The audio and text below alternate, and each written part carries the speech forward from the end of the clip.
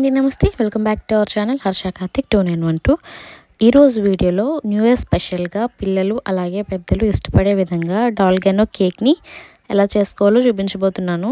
ఈ డాల్గనో చాక్లెట్ కేక్ని మ్యాక్సిమం ఇంట్లో ఉండే వాటితో ఎగ్స్ యూజ్ చేయకుండా వితౌట్ అవెన్ ఎలా చేసుకోవాలో చూపిస్తున్నాను. ఇలా చేస్తే కేక్ అనేది చాలా ఫ్లఫీగా స్పంజీగా వస్తాయండి. సో మనకి లేట్ చేయకుండా డాల్గనో చాక్లెట్ కేక్ని ఎలా చేసుకోవాలో క్విక్గా చూసేద్దాం పదండి. కోసం ముందుగా ఒక మిక్సీ గిన్నె తీసుకొని దాంట్లో హాఫ్ కప్ షుగర్ యాడ్ చేసుకొని ఫైన్ పౌడర్లా గ్రైండ్ చేసుకోవాలండి. ఈ పౌడర్ని ఒక బౌల్లోకి ట్రాన్స్ఫర్ చేసుకొని దాంట్లో 1.5 టేబుల్ స్పూన్ దాకా ఇన్స్టెంట్ కాఫీ పౌడర్ని యాడ్ చేసుకుంటున్నాను. సో అలా కాఫీ పౌడర్ యాడ్ చేసుకున్న తర్వాత ఒకసారి జస్ట్ కలుపుకున్నాక ఇందులోకి 2 టేబుల్ స్పూన్ వాటర్ పడతాయండి, hot water. So first 1 table spoon hot వాటర్ని వేసుకొని బీట్ చేసుకోవాలండి. ఒకేసారి వాటర్ మొత్తం వేసేసుకోకుండా ఫస్ట్ 1 టేబుల్ స్పూన్ వాటర్ వేసుకొని బీట్ చేసుకున్నాక ఆ తర్వాత ఇంకొక టేబుల్ స్పూన్ వాటర్ వేసుకొని బీట్ చేసుకోవాలి. దీన్ని బీట్ చేసుకోవడానికి మీరు విస్కర్ అయినా యూస్ చేయొచ్చు, లేదంటే బీటర్తో అయినా చేసుకోవచ్చు. విస్కర్తో బీట్ చేసేటప్పుడు ఏంటంటే కొంచెం టైం ఎక్కువ తీసుకుంటుంది, బీటర్తో అయితే త్వరగా అయిపోతుంది. సో మొత్తానికి ఇలా ఇక్కడైతే చూపిస్తున్న విధంగా బ్రౌన్ కలర్లో ఉండే కాఫీ అంతా కూడా క్రీమ్ కలర్లోకి టర్న్ అయిపోవాలండి. కన్సిస్టెన్సీ ఇలా థిక్గా రావాలి. ఇలా థిక్గా బీట్ చేసుకున్నాక ఇందులోకి 1/3 కప్పు మెల్టెడ్ బటర్ కానీ ఆయిల్ కానీ యూస్ చేయాలండి. ఆయిల్ వచ్చేసి ఫ్లేవర్లెస్ ఆయిల్ ఏదైనా సరే వేసుకోవచ్చు. ఆయిల్ వేసి ఒకసారి బీట్ చేసుకోండి అంతా కలిసేటట్టుగా. బీట్ చేసుకున్న తర్వాత ఇందులోకి ఒక స్టైనర్ని పెట్టుకుని 1 కప్ దాకా మైదా వేసుకొని బాగా జల్లించుకోవాలి. మైదా మొత్తం జల్లించేసుకున్నాక ఒక స్పాచ్లా తీసుకుని కట్ అండ్ ఫోల్డ్ మెథడ్లో ఇక్కడ చూపిస్తున్న విధంగా మిక్స్ చేయాలండి. మిక్స్ చేసేటప్పుడు హాఫ్ కప్ దాకా వామ్ మిల్క్ తీసుకుని కొంచెంగా యాడ్ చేసుకోవాలి. సో కాచి చల్లార్చుకున్న పాలు అంటే గోరువెచ్చంగా ఉండే పాలు కొద్దిగా వేసుకుంటూ మిక్స్ చేసుకోవాలండి, ఏ లంప్స్ లేకుండా. రిబ్బన్ కన్సిస్టెన్సీలో వచ్చేంత వరకు కూడా ఈ కేక్ బ్యాటర్ని రెడీ చేసుకోవాలండి. ఈ కన్సిస్టెన్సీ రాగానే 1 టేబుల్ స్పూన్ దాకా baking powder, half table spoon దాకా బేకింగ్ సోడా వేయండి.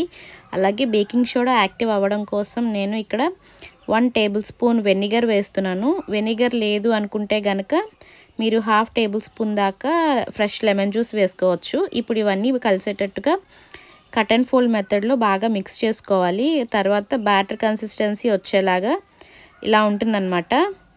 సో మనకి డాల్గనో కేక్ బ్యాటర్ అనేది రెడీ అయిపోయిందండి. ఇప్పుడు ఈ కేక్ బ్యాటర్ని మనం మౌల్డ్లో వేసుకుని బేక్ చేసుకోవాలి. బేకింగ్ టిన్ తీసుకుని రౌండ్ బేకింగ్ టిన్ తీసుకున్నానండి నేను. సో దానికి ఫస్ట్ ముందుగానే ఆయిల్ కానీ గీ కానీ అప్లై చేసుకొని దానికి బటర్ పేపర్ ఉంటే బటర్ పేపర్ వేసుకోవచ్చు, లేదు అంటే కనుక మైదా పిండి డస్టింగ్ చేసుకోవచ్చు. సో అలా డస్టింగ్ చేసుకున్న తర్వాత మనకి కేక్ బ్యాటర్ని అంతా కూడా మౌల్డ్లో వేసేసుకోవాలి. బ్యాటర్ని మౌల్డ్లో వేసుకునేటప్పుడు హాఫ్కి మాత్రమే వేసుకోవాలి, ఎందుకంటే బేక్ అయిన తర్వాత డబుల్ క్వాంటిటీ అవుతుంది కాబట్టి పైకి పొంగిపోయే ఛాన్స్ ఉంటుంది. సో హాఫ్ వరకు వేసుకోవాలి. సో అలా కేక్ బ్యాటర్ అంతా వేసేసుకున్న తర్వాత ఒకసారి బాగా ట్యాప్ చేసుకోవాలండి.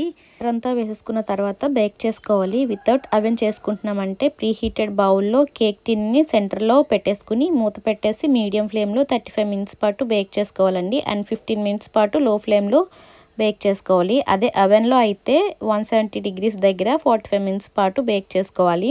35 మినిట్స్ తర్వాత ఒకసారి ఓపెన్ చేసి చూస్తే మనకు తెలుస్తుందండి ఇంకా టైం టేకింగా లేదా ఇప్పుడు అయిపోయిందా అని. సో అలా మనం టూత్ పిక్ పెట్టి చూస్తే మనకి టూత్ పిక్ క్లియర్గా వచ్చేస్తే బేక్ అయిపోయినట్టు.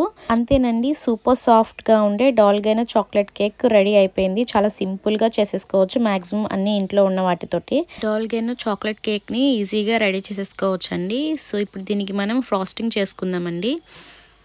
సో దానికోసం నేను కేక్ని 2 ఈక్వల్ హాఫ్స్ కింద డివైడ్ చేసుకుంటున్నాను.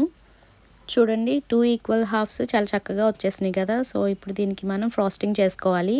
నేను 2 లేయర్స్ మాత్రమే చేశాను.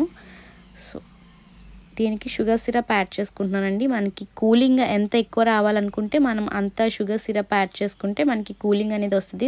స్పంజీగా కూడా ఉంటుంది, జ్యూసీగా కూడా ఉంటుందండి కేక్ అంతా కూడా. సో కూలింగ్ వచ్చిన తర్వాత షుగర్ సిరప్ అనేది పెద్ద ప్రాసెస్ ఏం కాదండి. కొంచెం వాటర్ బాగా బాయిల్ అయిన తర్వాత షుగర్ వేసి దాన్ని బబుల్స్ వచ్చేంత వరకు బాయిల్ చేసుకుంటే సరిపోతుందండి. కానీ మరీ స్వీట్గా ఉండకూడదండి షుగర్ సిరప్ అనేది.